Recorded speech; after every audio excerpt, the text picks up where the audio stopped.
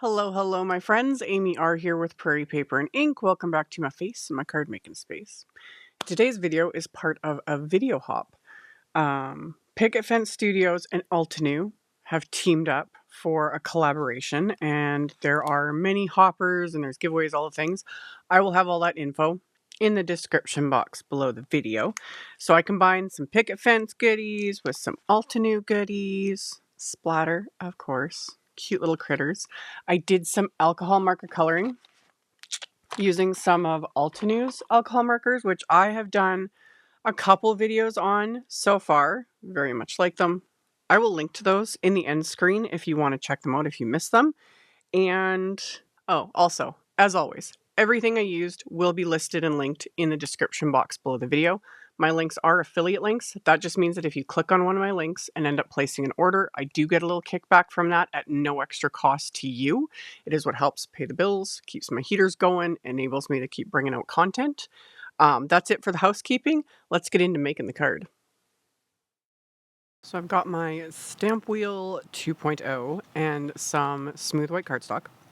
And I'm using this Picket Fence Follow That Bunny set illustrated by Yuzu Nook.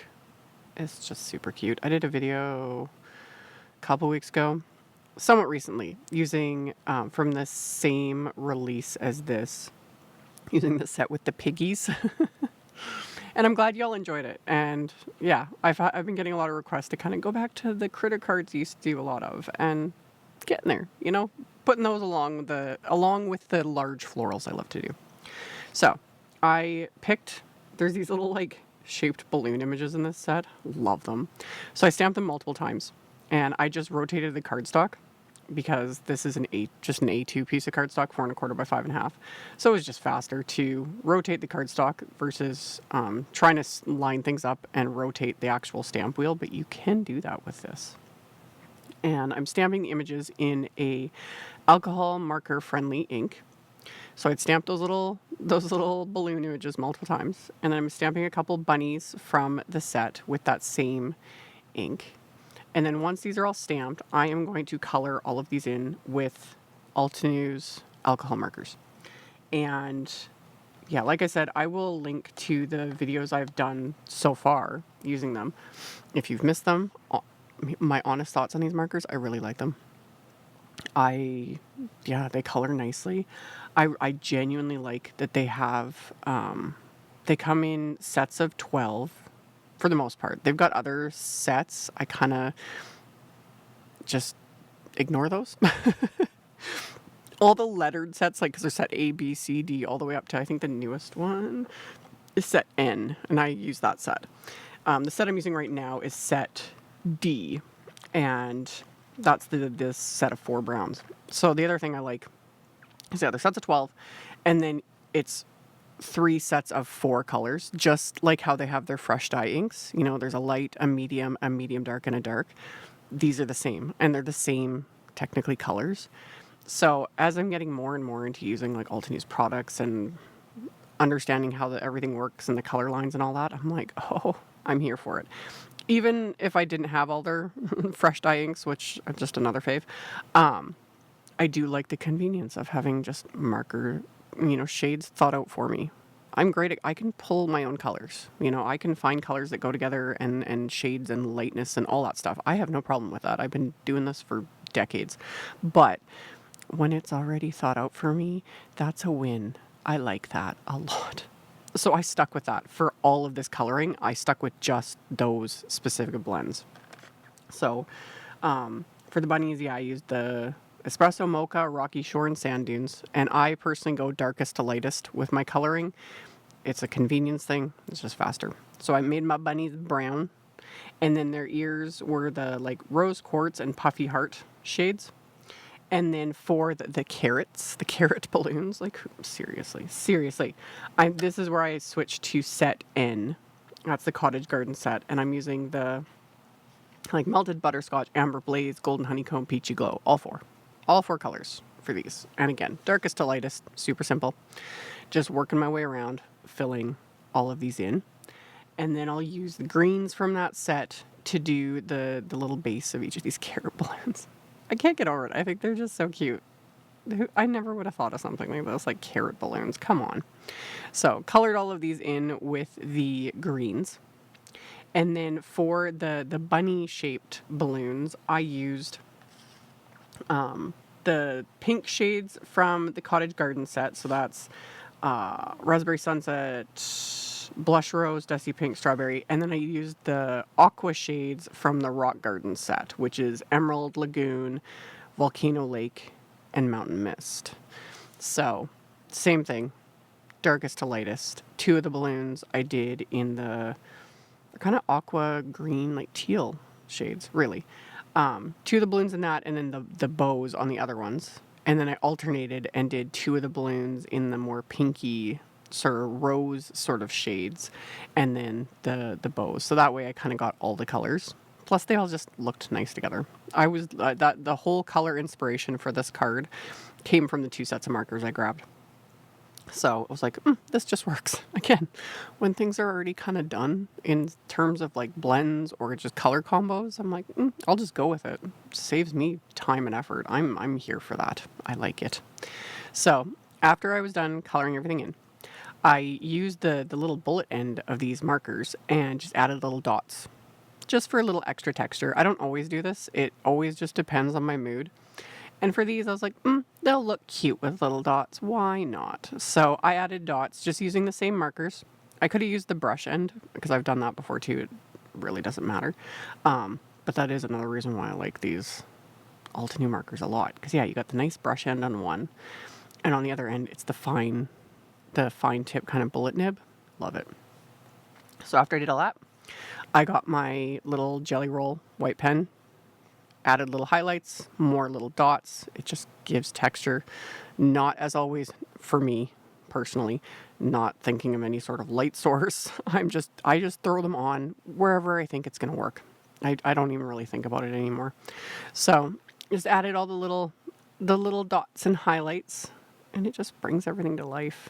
It's so cute. It's so cute. So once I was done, I cut these apart because with the balloons, obviously I'm going to have to like run it through my die cut machine multiple times. And then that's just going to make it easier. And then I'm going to die cut all these images with their coordinating wafer dies. So line up all of these dies, and then off camera, I'll die cut the remaining balloons. So I've got all my little images colored and die cut and ready to go. So once that's done, I need to build a background for these little bunnies. And I took inspiration from the balloon images. And I was like, they're going to be floating. These bunnies are going to be floating in the sky with their little balloons. That's just, I was going by instinct this whole time. I get asked a lot, like, thought process. And that's what it was. So I was like, okay, I need to create a sky background. So to do that, I put another piece of A2 size cardstock just into my stamp wheel. And I'm using the Picket Fence Scene Building A2 stencil set. This is called Layers of Adventure. So it's got cloud edges on one. There's a grass edge along the bottom of one. And then there's like individual clouds, little butterflies. Like there's a lot going on. And I just used my Altenew like satin tape to mask off the areas of the stencil, just in case, me with my heavy hands didn't want to get past and accidentally like get smudges and things. And then to stencil, I'm using one of the small blending brushes and Seashore Fresh Dye ink. So just something kind of light that also kind of goes with like the whole color combo of everything.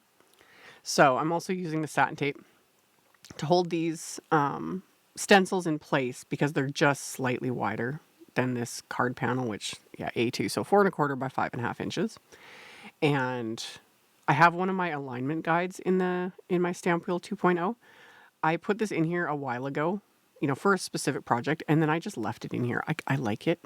For me, 99% of all the cards I make are A2 sized, and it's just I'm used to it. I prefer it there because then I always line up all my panels, whether I'm stenciling like this or I'm stamping like I did earlier.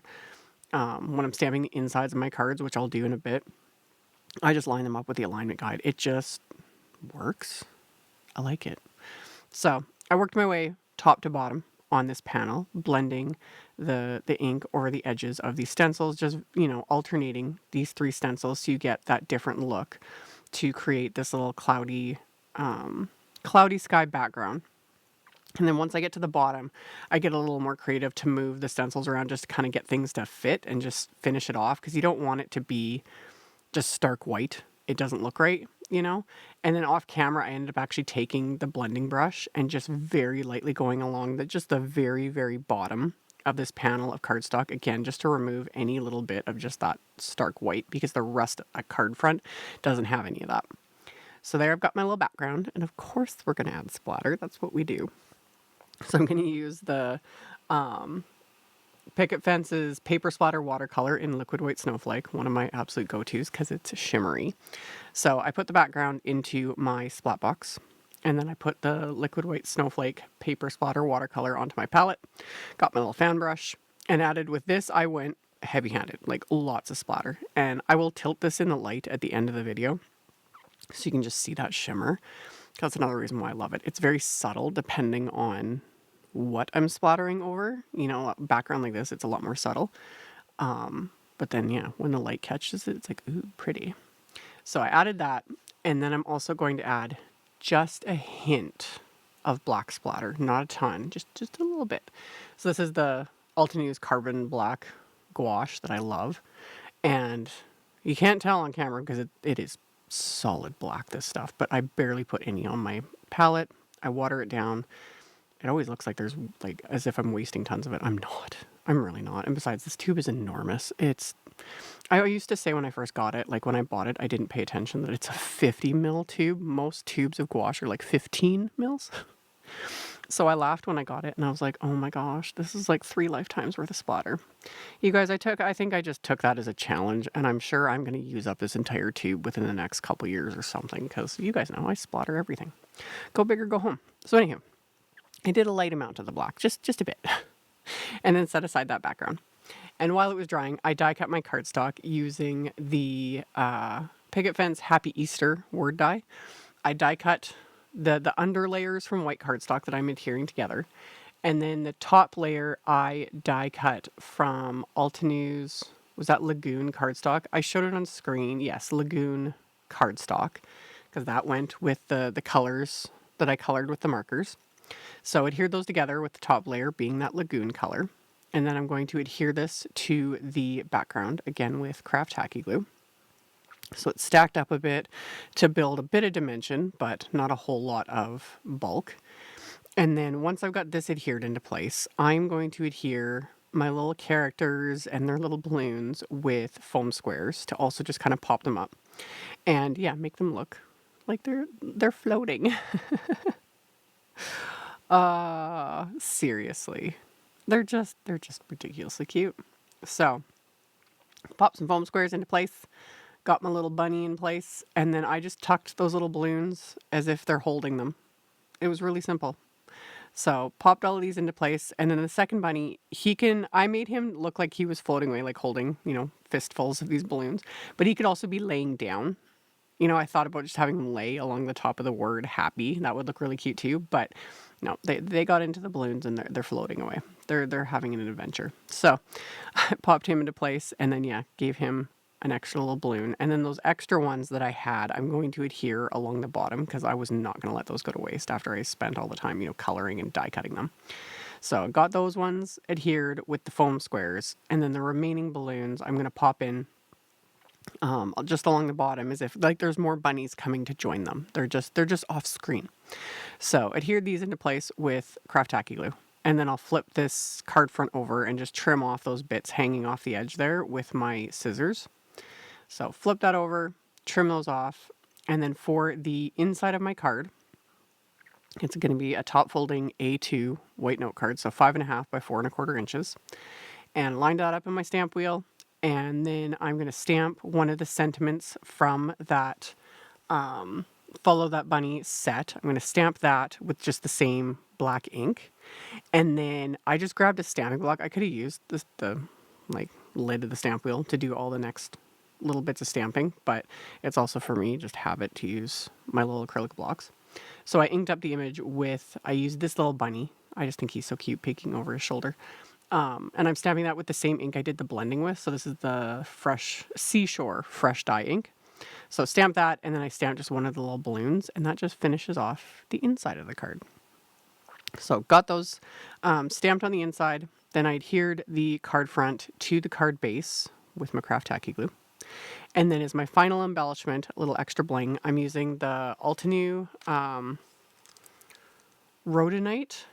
Yeah, that's how you pronounce it, Rhodonite. Oh, and before I did that, I pulled out my black Jelly Roll pen. I don't use this very often, so I actually struggled with it because I talk about this in other videos. If your gel pens sit for really long periods of time, they don't work as well. And this black one I rarely use, but when I do get it working, which it took a bit to actually get it working for this video, I just dotted it over their eyes. It's very subtle, but it does give that little extra something. It's really hard to show on camera, but in real life, you know, because there's a little bit of shine, it's a little bit deeper, it just gives it that little extra something, but it is definitely something people could skip. So I did that to their eyes, and then my final little bit of bling is the Rhodonite gem sparkles, and they're self-adhesive, so I just peel and stick, and this card is complete. So I'll have all the info, all the links, all the things in the description box below the video, so you can check that out below if you were interested. And there you saw me tilting it in the light, so you could see all that shimmery, splattery goodness. Love. And yeah, everything will be down below. Thank you all so very much for hanging out with me, for thumbs upping and commenting. It helps a ton. I very much appreciate it. Subscribe if you haven't. I'd love to have you. And I will see you all very soon in another video. Bye. Thank you so much to my amazing Patreon supporters. For anyone that might be interested in joining my Patreon community and supporting me, the link to my Patreon is in the description box below the video. For everyone else, as always, thank you all so much for taking the time to watch my videos, for thumbs upping, commenting, subscribe if you haven't. I'd love to have you. And here's a couple other videos for you to check out in case you missed them. Bye!